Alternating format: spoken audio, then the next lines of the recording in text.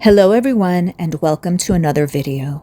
Today I'd like to talk about Foodie Beauty's aftercare following her visit to the ER, how that story has changed especially since yesterday, and why that may be, why there is now a different version to what the medical recommendation was. Now, as we know, Foodie Beauty experienced a cat bite through no fault of the cat, may I add, and ended up going to either a clinic or the ER. Now, let's hear from Foodie Beauty herself and how she describes the treatment she received as well as the recommendation. Yeah, it's really late. We were there forever, but to make long story short, we were sent to the wrong department. We were sent to get the triage doctor put in the system that I had a cat scratch, but not a cat bite. And this is my, I don't know if that's a scratch. These are the bite marks. Anyway, so he sent me to get an x-ray. And I was like, why? I guess, I don't know. Then to, surgery, to have, for people who have, wounds and stuff like that. The doctor, we waited 3 hours, Then the doctor saw me and was like, these are superficial wounds. I don't know why you were sent here. You have to go back to the triage, and you have to, they have to put in the system that it's a cat bite, and you need to have tetanus and rabies shot, and then follow up with preventative medicine tomorrow morning. So anyways, I had to go back to triage, then to women's observation, get that done. I waited about 20 minutes while they got the tetanus and the rabies shot from a different ward. They gave me the shot, one on each arm. Tomorrow morning, later today, I guess, I have to go to a clinic or back to the hospital, but I can also go to a government clinic and follow up with preventative medicine to see if they want me to take any more treatment. They have not put me on antibiotics yet. They will probably determine that at my appointment, so I'll let you guys know how that goes. But they did clean the wounds very well, and they said I don't need a bandage, I just need to clean it with soap and water, every once in a while, and that's what I'll do. But they feel fine. They're superficial wounds, so I don't know, but I've learned my lesson. I will not be touching the cats. I will respect their boundaries as outdoor cats. I will not pet them. I will continue to feed them, but I'll keep my distance. So, Foodie explains how they spent approximately 3 hours in the ER due to poor communication on their end, and says that she received a tetanus shot, a rabies shot, and was to follow up the following day to see if she needed any additional medical care. Now, what immediately stood out to me was the fact that there was no course of antibiotics as part of her treatment plan. Now, as we talked about in the last video, bacteria from the cat's tooth can get deep under the skin, again, just due to the nature and structure of a cat's mouth and tooth. That is why people's hands often tend to get very swollen if they've experienced a cat bite. And we've also heard of many people needing to either take antibiotics or being on an antibiotic IV drip once they do have that infection. Given all of Foodie's various health issues, she is more susceptible to having complications from problems that would be very small to other people, let alone a cat bite. So it was very interesting that she was not placed on antibiotics, at least as a preventive measure. Another thing that stood out to many of you was the fact that she said that she only had one rabies shot. And rabies shots are not a single shot. They are given over the course of days. Many have had to stay in the hospital while receiving those shots. Others have been able to do it as an outpatient, going back either several days in a row or every couple of days to get the full course of treatment. So Foodie saying that she only had one shot was interesting. However, she did leave open the possibility of having multiple shots when she said that she would be going back to the provider the next day. Well, the next day has come and gone, and Foodie did not go to the provider. If she had, she would have talked about it. She would have turned it into content. He would have made sure that she turned it into content. However, she did not go. In her live stream yesterday, titled Trying New Cappuccino, people in her chat inquired about this and inquired specifically about the rabies shot. Let's have a listen to what Foodie Beauty had to say in response. They didn't mention anything about another shot. They said I'm all good to go. So, I don't know. I know. I know, no fast food. Hey, intro.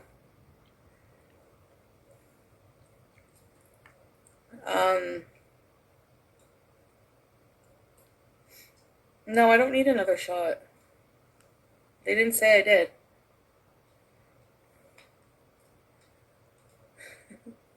So, I needed to use the bathroom.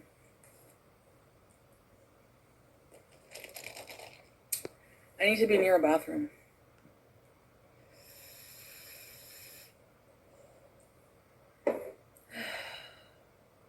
Hi, baby. Yeah. I know, strange. So that is the first time that somebody brings it up in her chat, and that was her response. You can see the semi-smile, semi-smirk that she has on her face as she's answering the question and saying that they told her that she did not need another shot. She is clearly trying to backtrack and not be forthcoming with what exactly she was told. Now, given the clip which followed her ER visit, I'm inclined to believe that version of Foodie Beauty. She was very specific. She indicated exactly what happened and what she was told. The clip that we just saw is her trying to change the narrative. Also, the part about the bathroom is very odd that she would throw that in there. She says, I needed, past tense, to use the bathroom, followed by, I need to be near a bathroom, present tense. This was very disjointed and had nothing to do with what she was talking about, but just so that I can clarify, Anime was in the chat. Foodie, during the duration of this 2-hour live stream, never once got up to go to the bathroom. So the fact that that was thrown into this conversation had to be specifically for him. Let's take a look at another clip of her addressing the rabies shot. Feeds you. Are you concerned about rabies? I got a rabies shot, so not really, Cynthia. Forgot what you look like. I watched one of your old videos with S-Jam. Thank you, Tracy. I had that ugly wig on. They tried to climb you. I'm not Googling that, no. I don't know, yeah. I just assume that camels are friendly and I hug them even. Maybe I don't know. I'm sad. Yeah, I'm happy I got the shots, I guess, you know.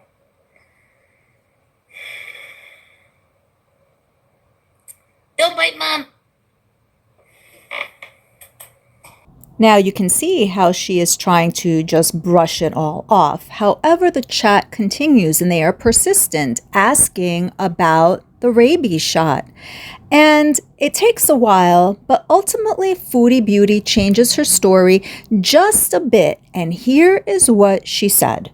I'm not talking about my rabies shots anymore. Thanks for rebeezing.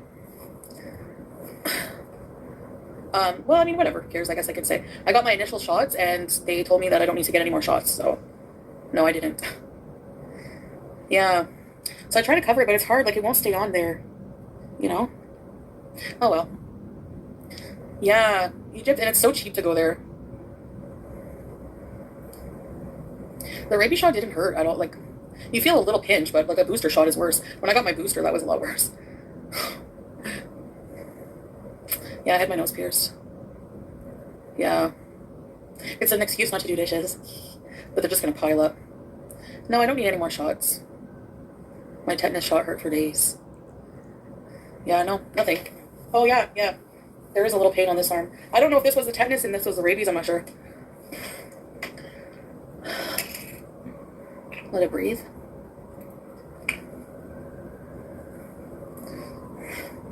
I don't know. I don't know if they do things differently here or what, but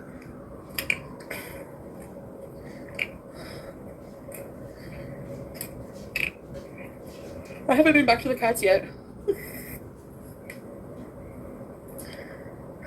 No, not a bruise. Oh, hi, Lady J. So Foodie says, I got my initial shot and they said that I don't need any more. So we have two questions. The first is, if you are referring to it as an initial shot, then that implies that it is the first of a series. So where is the series? And number two, when were you told this? Because after your ER trip, you said you had to go back in the morning to see if you needed additional care. You never went back in the morning.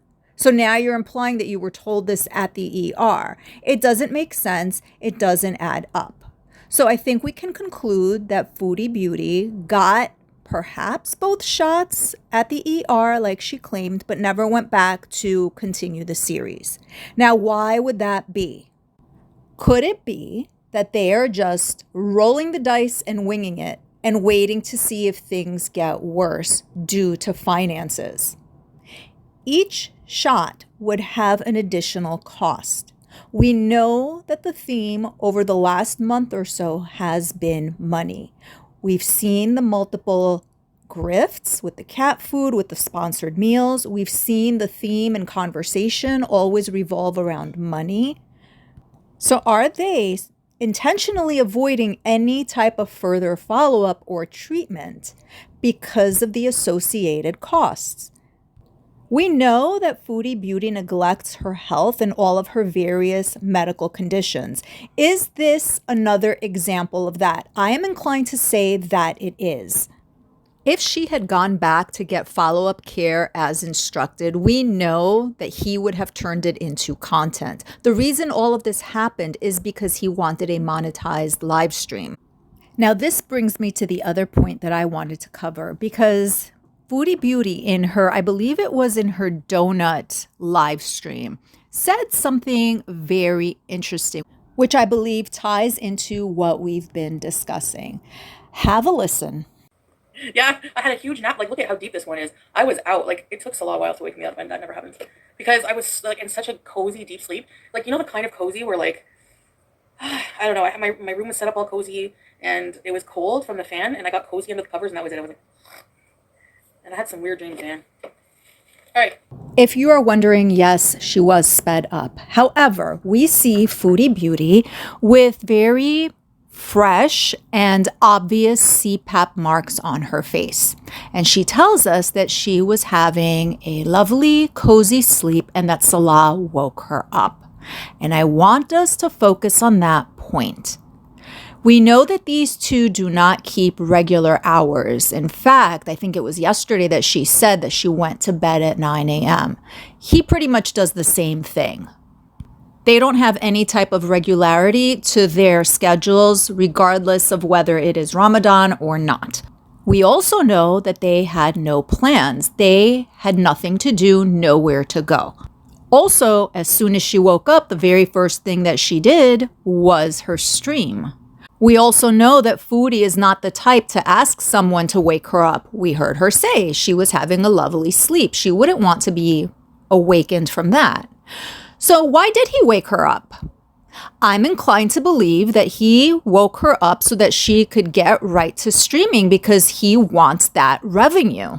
He wanted that monetized live stream right after the Cheesecake Factory, and now he woke her up so that she can do another monetized live stream. Keep in mind that last week they also lost 1 day of uploading when that whole doxing situation occurred, which ended up dragging his family into it. Foodie Beauty stayed off for a whole day. So he missed out on revenue from that. So now he's pushing extra hard. The question here is, would she be doing all of this if he wasn't in the picture? Yes, she should be paying off her debts. Yes, she should have financial goals. But would she be doing it if not for him? Everything that she is doing is paving a very nice path for him. Various paths. The car, the option of maybe owning it after all of the payments are made, maybe the path to Canada, the path to having some savings. But what is it doing for her? How is her life currently improving from all of these goals, from all of these grifts, from all of these things that they are doing? Her life has not leveled up. His has. He is better off from where he started. Meanwhile, she is either the same or worse. And this is all because whatever she is doing is for his sake. I will leave it right here. Thank you all for listening, and until the next one.